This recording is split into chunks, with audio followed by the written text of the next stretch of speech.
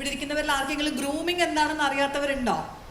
നമ്മൾ റിയാലിറ്റി ഷോയിൽ ഗ്രൂം ചെയ്യുന്നത് നമ്മൾ കാണാറുണ്ട് അല്ലേ? റിയാലിറ്റി ഷോസിലെ പാർട്ടിസിപ്പൻസിനെ ഗ്രൂം ചെയ്യുന്നതിനെ കുറിച്ച്, ഗ്രൂമേഴ്സിനെ കുറിച്ച് നമ്മൾ കേൾക്കാറുണ്ട്. പക്ഷെ വേറൊരു ഗ്രൂമിംഗ് ഉണ്ട്. അതാണ് അഡൾട്ടായിട്ടുള്ള ഒരാൾ മൈനർ ആയിട്ടുള്ള ഒരാളെ അയാളുടെ താല്പര്യങ്ങൾക്കും ഇഷ്ടങ്ങൾക്കും അനുസരിച്ച് മാറ്റിയെടുത്ത് കൊണ്ടുവരുന്നത്. പലപ്പോഴും ഇത് രണ്ട് ഓപ്പോസിറ്റ് ജെൻഡറുകൾക്കിടയിലാണ് സംഭവിക്കാറുള്ളത്. മിക്കവാറും അതൊരു മുതിർന്ന പുരുഷനും പ്രായത്തിൽ വളരെ കുറഞ്ഞ മൈനർ ആയിട്ടുള്ള ഒരു പെൺകുട്ടിയുമായിരിക്കും. നമ്മൾ പലപ്പോഴും ഇതിനെ വളരെ ബ്യൂട്ടിഫുൾ ആയിട്ടുള്ള ലവ്, റൊമാൻസ് ആയിട്ട് കാണാറുണ്ട്. ഇത് പലപ്പോഴും വിവാഹത്തിൽ അവസാനിക്കാറുണ്ട്. പക്ഷേ കുറച്ച് കാലം കഴിയുമ്പോഴായിരിക്കും ഇയാൾക്ക് വേണ്ടി പരുവപ്പെടുത്തി എടുത്തതാണ് ഈ പെൺകുട്ടി എന്നുള്ളത്, അല്ലെങ്കിൽ ആ തരത്തിൽ അവളുടെ സ്വന്തം ടേസ്റ്റ് ആൻഡ് പ്രിഫറൻസസ്, ഇഷ്ടങ്ങൾ ഒക്കെ ഇയാൾ കൊടുത്തിട്ടുള്ളൊരു ഫിൽറ്ററിൽ കൂടെ മാത്രമാണ് പലപ്പോഴും ആ കുട്ടി കാണുന്നത് എന്നുള്ള തരത്തിൽ.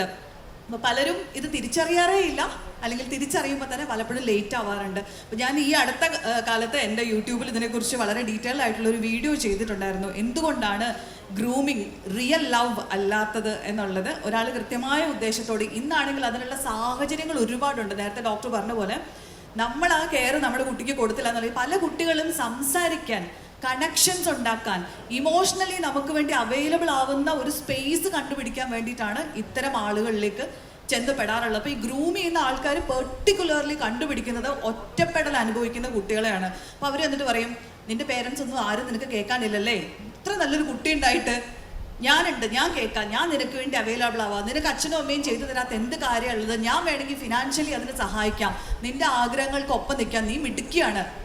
പക്ഷേ എൻഡ് ഓഫ് ദ ഡേ ഞാൻ പറയും, കൂട്ടുകാരാര് വേണമെന്ന് ഞാൻ പറയും, അച്ഛനോടും അമ്മയോടും എന്ത് ഷെയർ ചെയ്യണമെന്ന് പറയും, എന്തൊക്കെ കാര്യങ്ങൾ സീക്രട്ടാക്കി വെക്കണമെന്ന് ഞാൻ പറയും എന്നുള്ള തരത്തിലേക്ക് ഈ റിലേഷൻഷിപ്പ് മാറിപ്പോകാറുണ്ട്.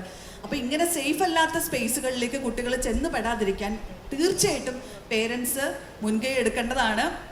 ഇമോഷണലി അവർക്ക് അവൈലബിൾ ആവുന്ന സമയങ്ങൾ നമ്മൾ തീർച്ചയായിട്ടും കൊടുക്കണം. നമ്മുടെ കുട്ടികൾ ആരോടൊക്കെ സംസാരിക്കുന്നുണ്ട്, പെട്ടെന്ന് മുതിർന്ന ആരെങ്കിലുമായിട്ട് അടുപ്പം സൂക്ഷിക്കുന്നുണ്ടോ, അപരിചിതരിൽ നിന്ന് ഇതുപോലെ സമ്മാനങ്ങളോ സന്ദേശങ്ങളോ വരുന്നുണ്ടോ, ആരൊക്കെയാണ് അത്. നമ്മുടെ വീടിൻ്റെയൊക്കെ പരിസരത്തുള്ള വളരെ ക്ലോസ് സർക്കിളിലുള്ള ആളുകൾ പോലും നമ്മളറിയാതെ കുട്ടികളെ ഗ്രൂം ചെയ്യുന്ന സംഭവങ്ങൾ നമ്മൾ കാണാറുണ്ട്. അപ്പോൾ കുട്ടികളാണെങ്കിലും ഐഡൻറ്റിഫൈ ചെയ്യണം, ഗ്രൂമിങ് എന്ന് പറയുന്നത് റിയൽ ലവ് അല്ല എന്നുള്ളത് നിങ്ങൾ മനസ്സിലാക്കണം. ആരെങ്കിലും അതിന് ശ്രമിക്കുന്നുണ്ടെന്നുണ്ടെങ്കിൽ തീർച്ചയായിട്ടും സേഫ് ആയിട്ടുള്ള ഒരു അഡൾട്ടിനോട് അത് കമ്മ്യൂണിക്കേറ്റ് ചെയ്യാനും ശ്രമിക്കണം. അപ്പോൾ പറഞ്ഞു വരുന്നത് പോലെ ഇത് ആരുടെ മിസ്റ്റേക്ക് ആണെന്ന് ചോദിച്ചാൽ നമുക്ക് അതെ പേരൻസിന് തീർച്ചയായിട്ടും അതിനകത്ത് പങ്കുണ്ടെന്ന് തന്നെ പറയണം. അപ്പോൾ ഇതിനെക്കുറിച്ച് കുട്ടികളോട് സംസാരിക്കുക, അവരെ എഡ്യൂക്കേറ്റ് ചെയ്യുക കൂടി എന്തായാലും വേണം. Thank you.